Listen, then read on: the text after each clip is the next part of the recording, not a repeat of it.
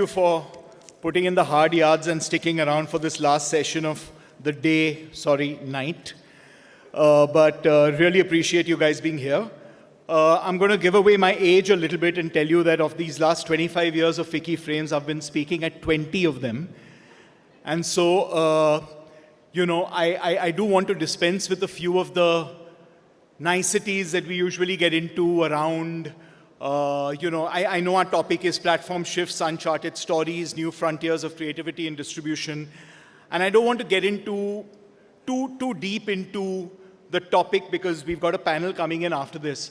What I really do want to talk about is something that we probably don't often get the chance to do, which is zoom out a little bit and look at things from a longer term perspective and talk a little bit about the things that might be coming up in 2 to 3 to 5 years that we need to be prepared for.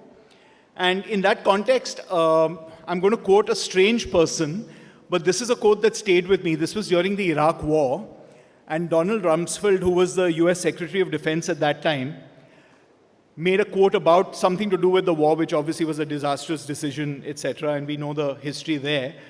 But he spoke about the fact that there are known knowns, these are things that we know.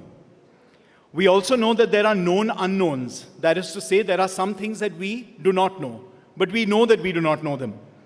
But there are also unknown unknowns, the ones that we don't know that we don't know.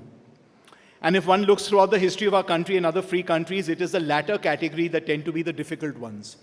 Now, there's no way of knowing what we don't know, or knowing that we don't know what we don't know, and I'm not going to confuse you any further with that.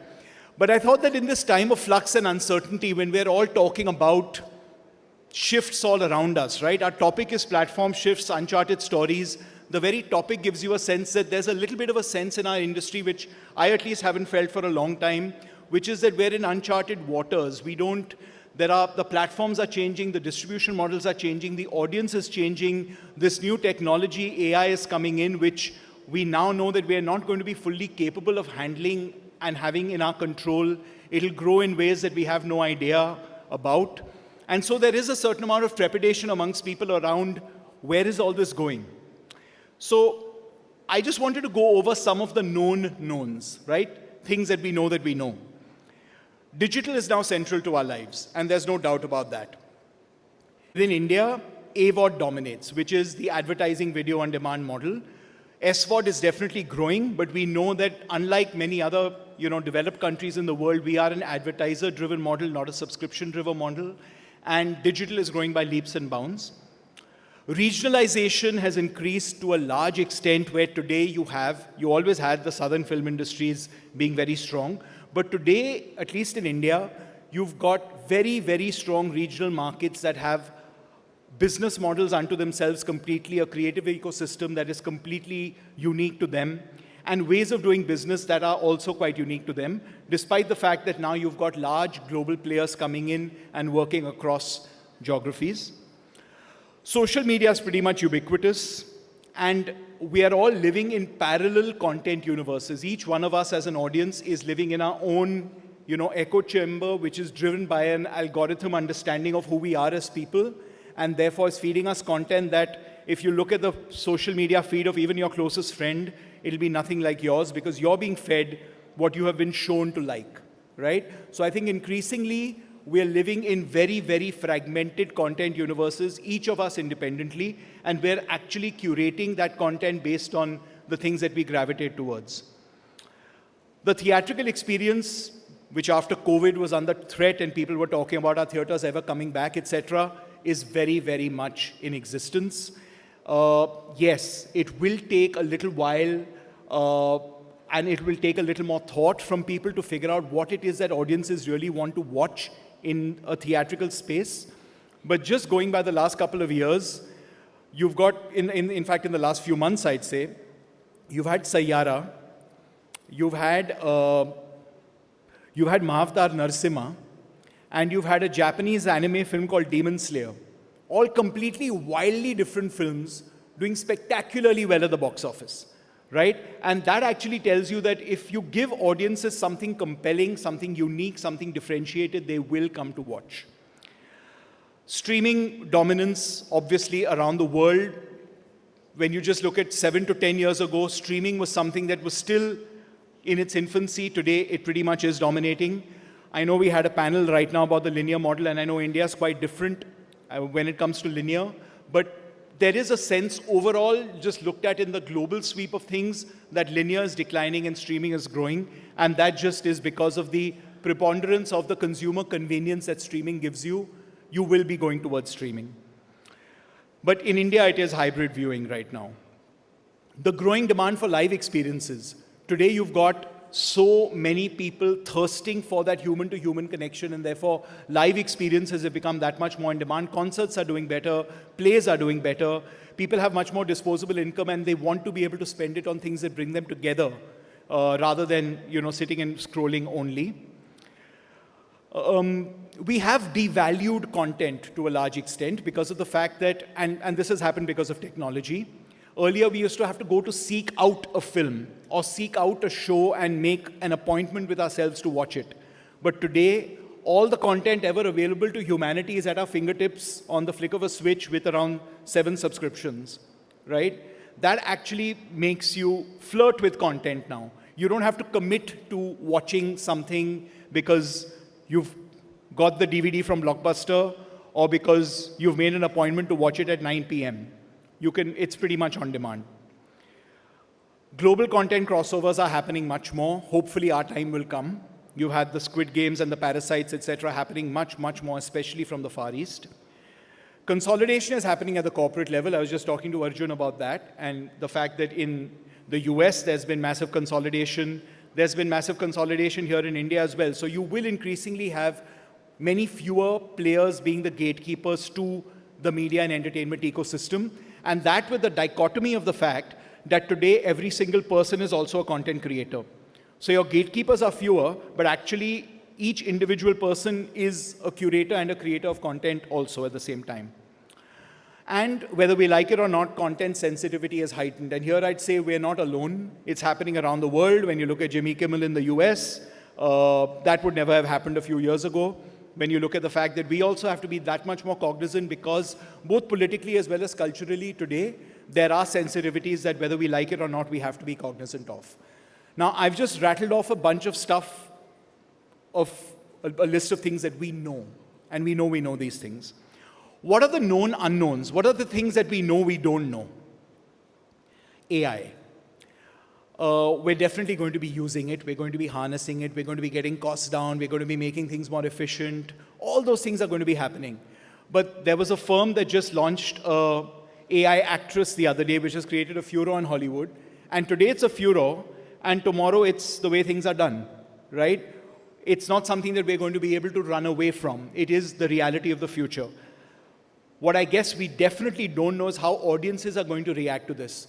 How much they're going to demand authenticity and reality versus an AI-created, piece of content, and whether that is going to be a differentiator or not, we don't know. Regulatory guardrails for AI, are they ever going to come in?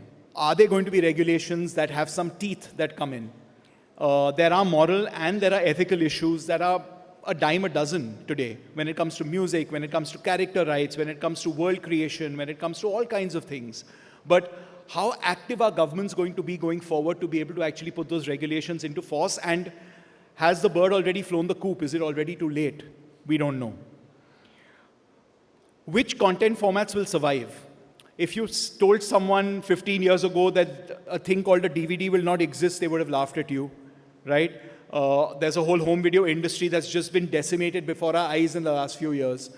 Today, things that we take for granted might not actually be around 5 or 7 years later. We have no idea.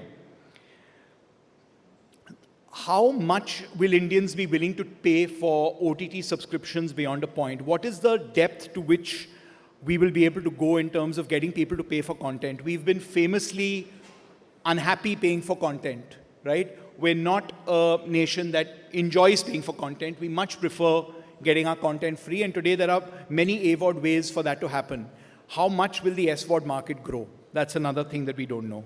And what role will emerging markets like India, Africa, and the rest of East Asia have in the future? Will we be the dominant creative forces 20, 30, 40 years down the line? And I'm just quickly going to go over the unknown unknowns because this is something that we have no clue about. Will there be new creative mediums altogether? Streaming didn't exist a few years ago, and today we can't imagine life without it. Will there be something completely new? Will there be neural and sensory experiences through which you consume, content in the future that we don't even, understand today? Will there be a collapse of trust in AI content? AI right now is something that is the buzzword, but are people going to feel like, okay, we don't want to consume AI because we want real experiences? Again, this might be partially wishful thinking, but who knows? That could happen, right? Will there be an unforeseen platform collapse? Will there be a complete shift in audiences culturally away from technology as a reverse sort of reaction to their lives being inundated with technology today? Will that happen in the future? And so, given all these factors of that actually denote the flux that we're in right now, here are a few things that I think that we can do going forward. Double down on content creation, focus on who we are, what we know to do best. And I know it sounds like a bit of a cliche, but it's a cliche because it's true that any format you talk about, from a long form series format to a theatrical format, to a micro drama, to a short film, to a reel, what unites them all? Great material. What is the one thing that gets something to go viral on any of these formats? Something great in terms of content. And I think as content creators, as a content creator community, the best that we can do is just create good stuff and hopefully find the right format for it, and the audiences will come. Embrace AI as an aid rather than a replacement. Find ways in which it can help us cut costs, find ways in which it can help us move forward in terms of taking our narrative to the next level faster, cheaper, but without compromising on authenticity. Self-regulate, build our own guardrails around that. Invest in building audience intelligence, trying to understand who our audience really is rather than thinking of them as monolithic groups of people, the elder audience, the youth audience, the Gen Z audience. Today, because they're so fragmented and living in their own content ecosystems, they're very, very different subcultures within each one, and understanding them. And protect our IP, because going forward, that's what's being used to create the learning for all these new technological tools that we're having to face in the future. So again, given all the knowns and the unknowns that I've spoken about, the most famous line about knowledge in the entertainment industry was William Goldman's line about nobody really knows anything. So I'm going to end with that and say, let's go forward and embrace the future with a healthy sense of, knowing that nothing is forever, but at the same time, just putting ourselves down and saying, we will make great stuff and audiences will come. Thank you.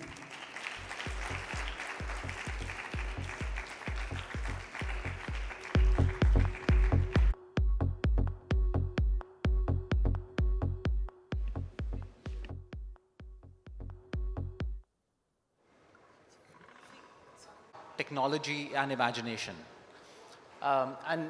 If I were to just extrapolate and say that a lot for OTT platforms, do you see a difference between what gets created and consumed?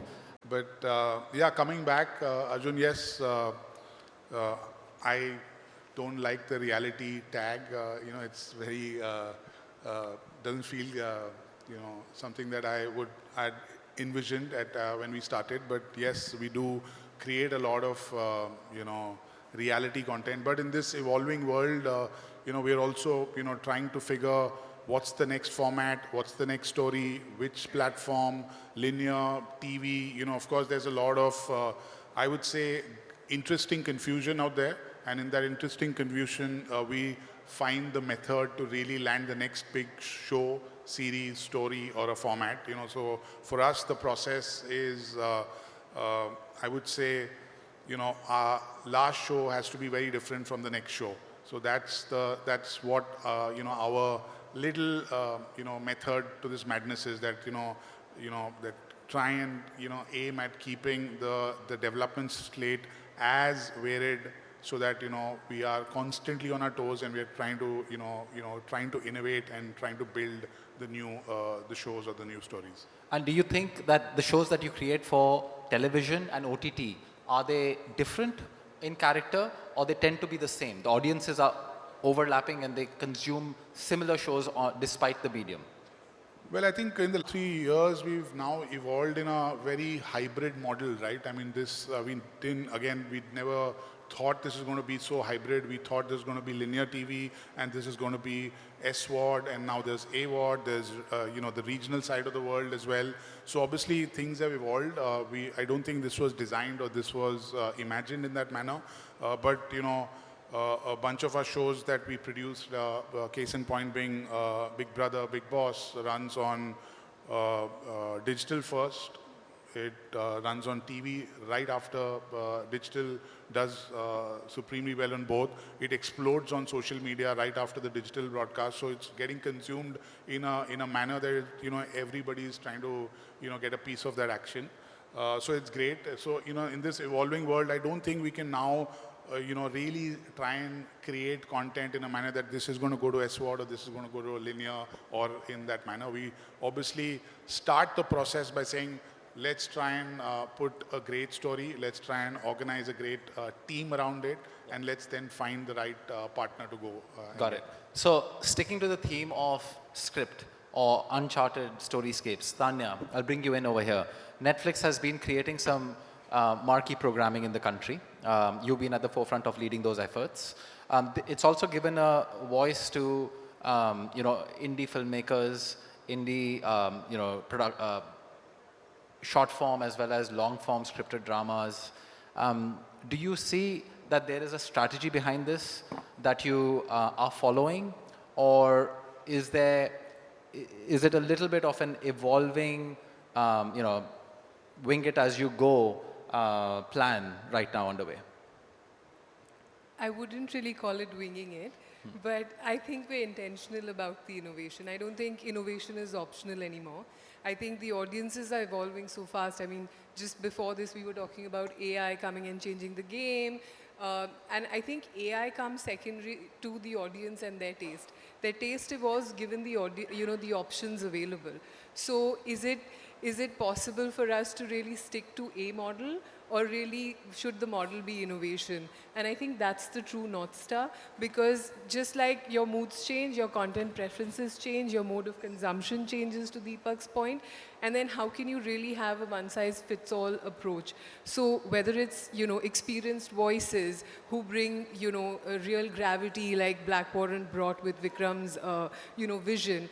Similarly, like, the newest sort of voice on the block is Aryan Khan's with Bads, and that's really, I think, created a large cultural moment. I think whether it's, a 1 hour, episode, or a half an hour Mamla Legal Hai comedy experience, or a 1 hour Kapil Sharma episode, I think the experience is for the audience to choose.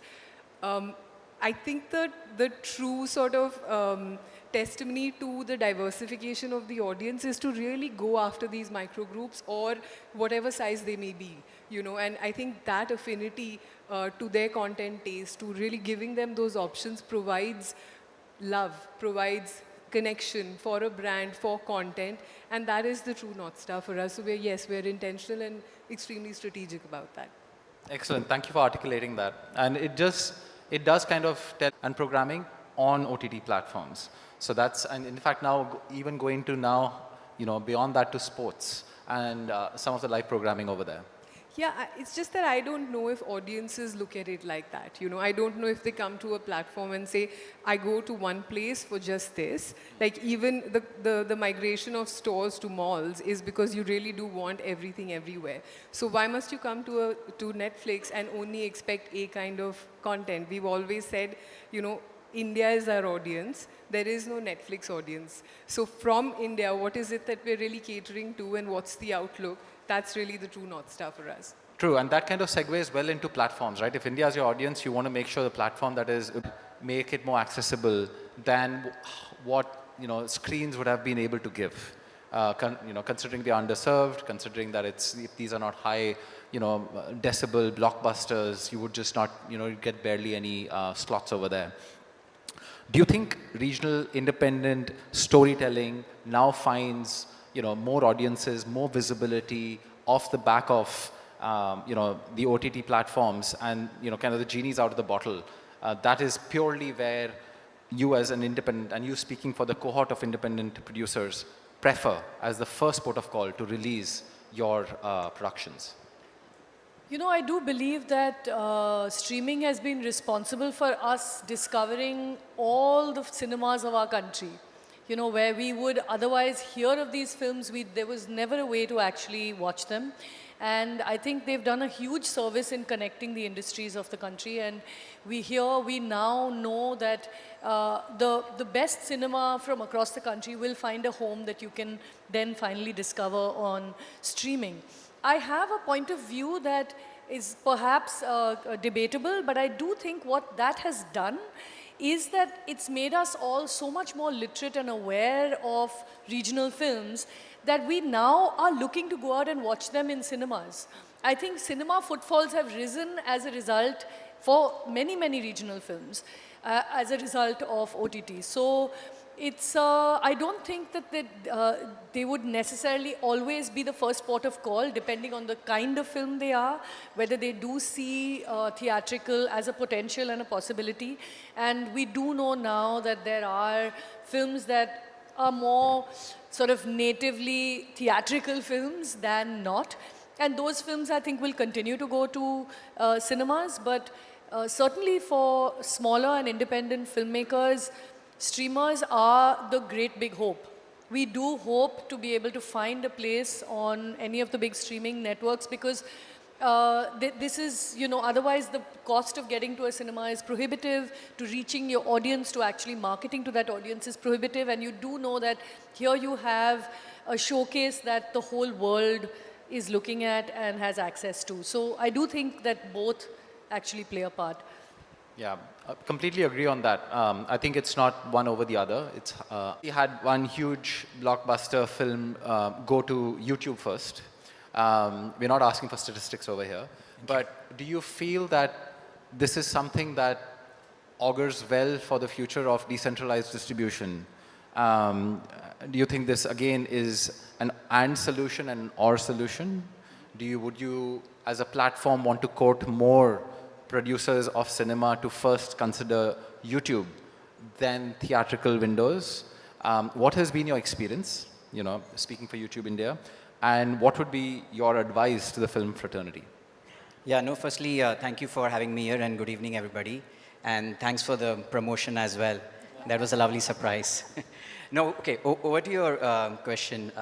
I think the way we think about it is when you look at independent filmmakers or production houses today, and Kiran was sort of referring to that as well, there is good quality storytelling, right? The challenge is on the distribution side. People are not able to reach the audiences they want to reach to. They don't have control of the content. They don't have control on the distribution, right? And I think that's where YouTube sort of steps in, right? We are able to offer filmmakers, and I talk about filmmakers here in a very broad sense. I mean, we have Aditi here, you know, who's been creating content on YouTube and some of the other platforms as well. But it's for all the individual creators or media companies or production houses, you know, they are able to gain control of the IP and they are able to figure out the distribution strategy that makes sense for them. And I think here is how it works, right? So when you think about YouTube, we are a vast platform. We reach to about 3/4 of, you know, all of internet users in India. So it's easy for whether it's a regional film or a niche film for them to find that audience, right? We are able to take them globally. And today we are seeing a lot of, you know, movies getting dubbed, a lot of creators dubbing their content. In fact, the fun fact is the largest channel, that most subscribed channel last year was actually Mr. Beast. And that was primarily because he dubbed his content in Hindi, right? So we are also seeing a lot of content creators being able to go to global because of that. Siddharth referred to formats, right? And I think the formats have really broken down, right? It's no longer about a single video, and I think we need to start thinking about it a bit differently. It is about what can you do with shorts, what can you do with live, what can you do on podcast, right? And things like that, right? So I think that paradigm is sort of shifting from a single video to say, how do I build a community? How do I build a fandom? And I think that's very important. And we are seeing good examples. I mean, you spoke about Sitare. We are also seeing creators like Kusha Kapila, who uploaded a movie recently called Worth and which did about 7 lakh views. We are seeing Be Unique, did a couple of movies as well. And there are Badipa who's doing stuff on regional, right? Marathi web series and short films. So there's really democratization of content, and I think Siddharth referred to that as well. And it's really about you finding that unique audience within the larger community. And I think we as a platform pride ourselves in able to offer that, offer audiences to content creators. And I think it's not about a single film or it's not about a single creator. It's about how do I get more diverse sort of content creators across the board. And we really want to sort of build that capability, whether you're an individual or a production house. Yeah. So you spoke about formats. So I think there is still an appetite for people to pay for subscriptions and kind of get rid of ads altogether. I think that's a great question. We are at a conjunction at Amazon where we have the best of all worlds possible. So it is definitely an and country for us. So it is AWOD and SWOD and Prime Video channels and movie rentals and everything else that could be. Mike's a little low. Can you hear me better now? Yeah. Okay. So yeah, so in an and world, it's been a privilege that we can take the content that we create, the stories that we tell across customers.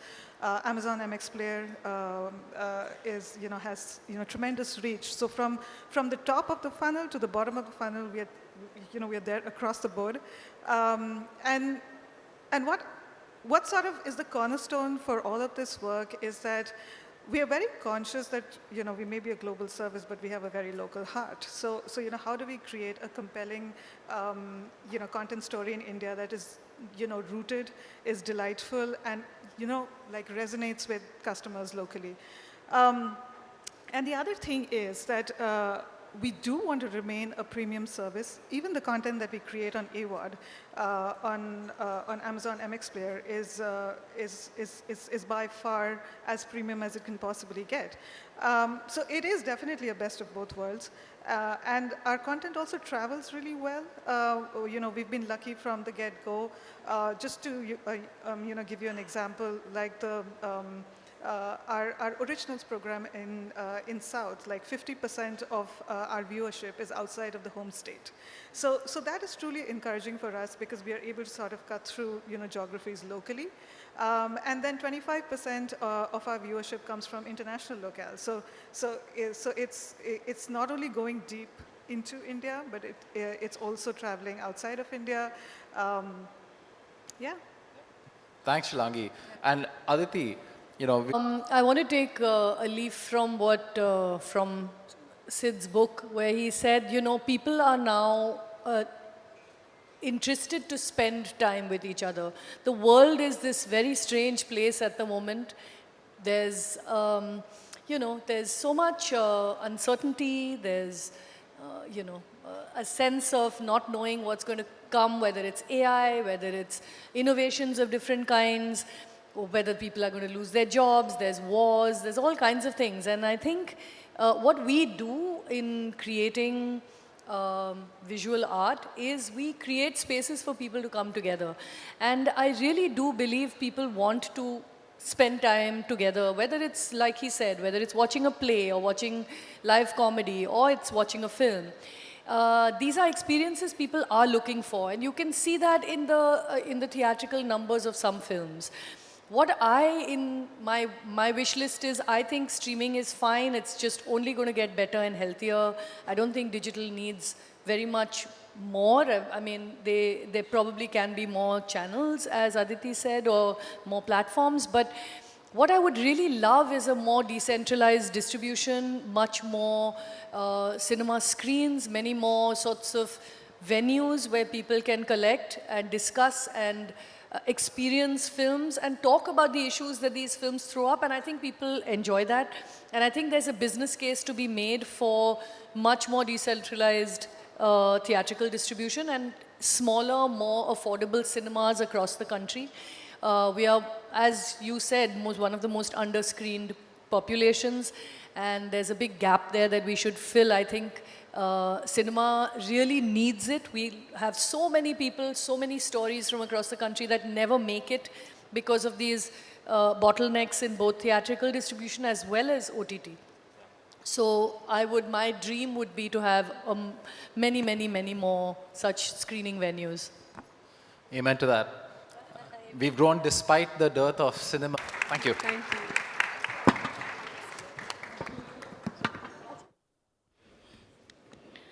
Wow, what a powerful close to the day.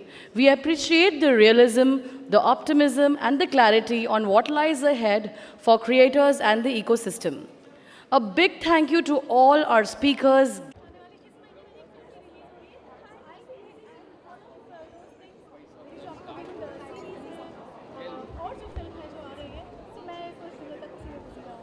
Super, great, and have a lovely day. Thank you so much. Thank you so much and good luck. Thank you so much. Bail.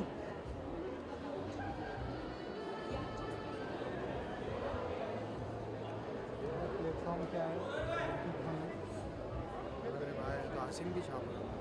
Line पे कब आएगी